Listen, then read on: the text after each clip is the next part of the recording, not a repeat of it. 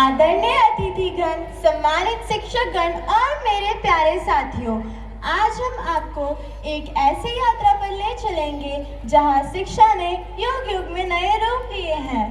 हाँ दोस्तों, आज हम दिखाएंगे भारत की शिक्षा कैसे गुरुकुल के तप, ब्रिटिश काल की परीक्षा, स्वतंत्र भारत की प्रेरणा और आधुनिक युग की तकनीक तक पहुंची।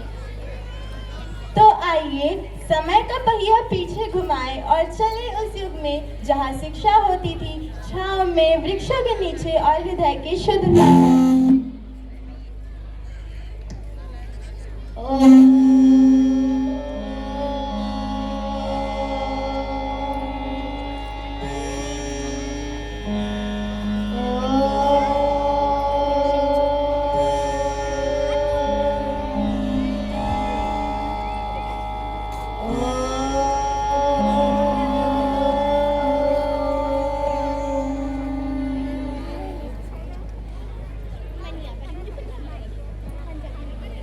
प्रणाम गुरुवर। शिक्षा का क्या अर्थ है? मैं शिक्षा का महत्व समझाइए। पुत्र अर्जुन, शिक्षा का अर्थ केवल पढ़ना लिखना नहीं है, यह तो आत्मा को उजाला देने वाला दीपक है। गुरुवर, क्या शिक्षा हमें धनवान बनाती है? नहीं पुत्र, सच्ची शिक्षा हमें मानव बनाती है। जब ज्ञान से विनम्रता और सेवा की भावना आती है, तभी शिक्षा सफल होती है। गुरुवर, शिक्षा का सबसे बड़ा लक्ष्य क्या है? विद्या ददाति विनयम। विद्या हमें विनम्रता सिखाती है, उसी से हम महान बनते हैं। गुरुवर, विनम्र बनने के लिए किस प्रकार के गुणों को अपनाना चाहिए? अपने आप को दूसरों से श्रेष्ठ समझने के बजाय दूसरों के सम्मान समझना चाहिए और दूसरों की भावनाओं को भी महसूस करना चाहिए। साथ ही साथ सही समय पे सही बात और सही व्यवहार करना चाहिए। समय का पहिया घूमा और सोने की चिड़िया भारत पर शिकारी अंग्रेजों ने अपना शासन जमा लिया।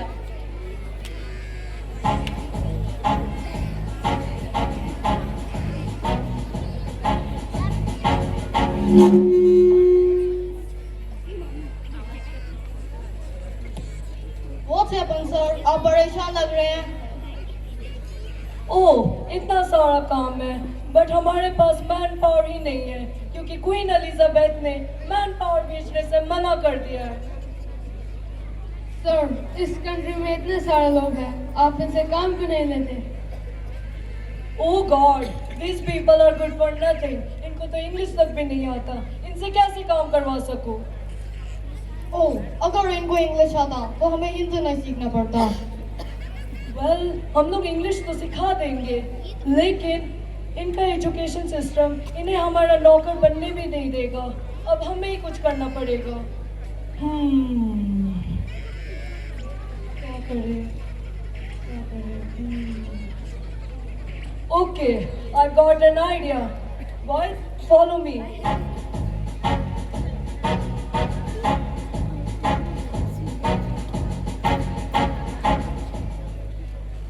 ये क्या तमाशा लगा के रखा है? बंद करो ये सब।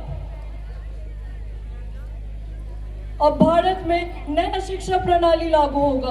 अब से तुम लोग अंग्रेजी पढ़ोगे ताकि ब्रिटिश सरकार के लिए तुम सब काम कर सको।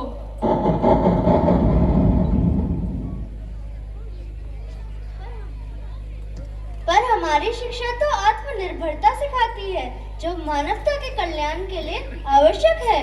अब तुम्हें वही करना होगा जो हम तुम्हें सिखाएंगे। अब शिक्षा नौकरी के लिए होगी, जीवन के लिए नहीं। Got it?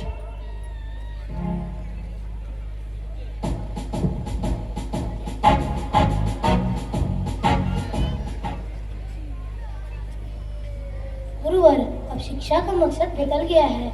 अब ज्ञान नहीं, हम सीखना है। जब भी समाज में अंधकार और बुराई बढ़ती है, तो भगवान धर्म की स्थापना के लिए कोई न कोई मार्ग अवश्य खोलते हैं। अधर्म चाहे कितना भी शक्तिशाली क्यों न हो, जीत हमेशा धर्म की ही होती है। मुझे पूरा विश्वास है हम इस मुश्किल से अवश्य निकलेंगे।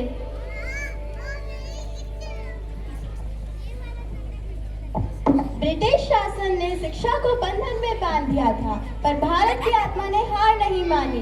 ब्रिटिश शासन को समाप्त करने के लिए देश की जनता ने लंबे संघर्ष किए। इस संघर्ष में महात्मा गांधी के नेतृत्व में अहिंसक आंदोलन और भगत सिंह जैसे क्रांतिकारियों द्वारा सशस्त्र विरोध दोनों शामिल थे। स्वतंत्रता के बाद हमारे देश ने शिक्षा को सबके लिए खोला, क्योंकि एक शिक्षित समाज ही एक सशक्त समाज है।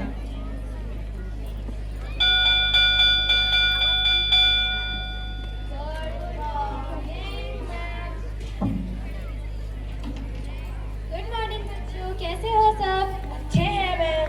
आज हम आजाद भारत के नागरिक हैं। अब हर बच्चे को शिक्षा का अधिकार है, चाहे अमीर हो या गरीब। तो मैम, क्या मैं भी पढ़ लिख कर कुछ बन सकता हूँ? तुम जो चाहे वो बन सकते हो, शिक्षक, वैज्ञानिक, डॉक्टर या सैनिक। बस ईमानदारी और लगन से पढ़ो। तो मैं टीचर बनकर बच्चों के मन को सशक्त बनाकर उनके मन को प्रेरित करूँगा। मैम, मैं अपने पिताजी की तरह सैनिक बनकर अपने देश की रक्षा करूंगा। शाबाश, यही तो है असली शिक्षा, जब विद्यार्थी समाज का कल्याण करे। समय बीतता गया और शिक्षा में आया एक नया युग, तकनीक और इंटरनेट का युग। अब कक्षाएं दीवारों तक सीमित नहीं रही, हर मोबाइल हर स्क्रीन पर पहुंच गई। राष्ट्रीय शिक्षा नीति के तहत हमारा केंद्रीय विद्यालय अब बन गया है PM Shri Kendriya Vidyalaya.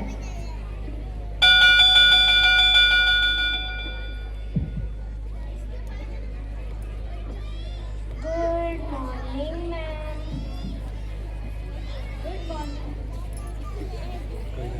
Good morning बच्चों, sit down. Thank you ma'am. How are you?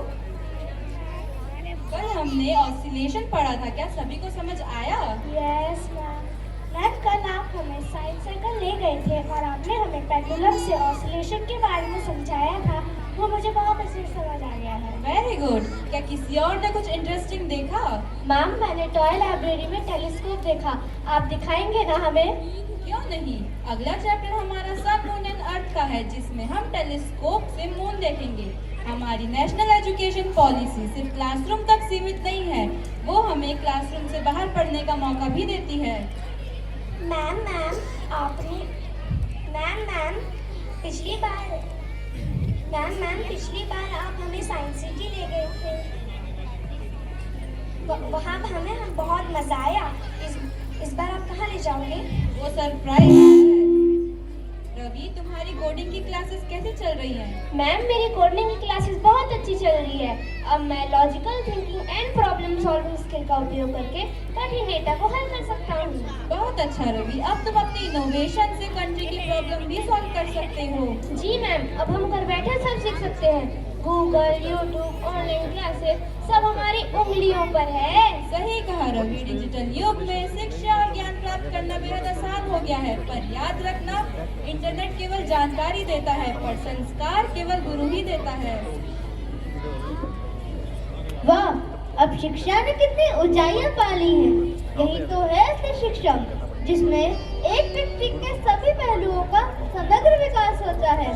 एक सक्षम और संतुलित व्यक्ति जीवन की चुनौतियों का सामना कर सकता है।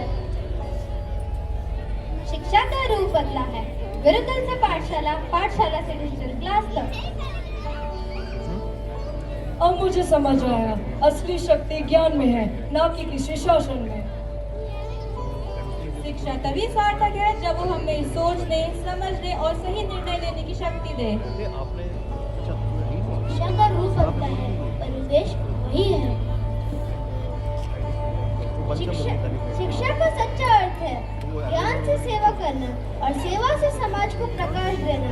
गुरुकुल से गूगल तक यात्रा लंबी रही है, पर ज्ञान की आत्मा आज भी वही है। सत्य, संस्कार और सृजन। तो दोस्तों, यही है भारत की शिक्षा यात्रा, जो गुरुकुल की तपस्या से शुरू हुई और आज गूगल की तकनीक तक पहुंच गई है। लेकिन चाहे युग कोई भी हो, शिक्षा का असली उद्देश्य हमेशा यही रहेगा, ज्ञान से इंसान को बेहतर बनाना। धन्यवाद। जय हिंद।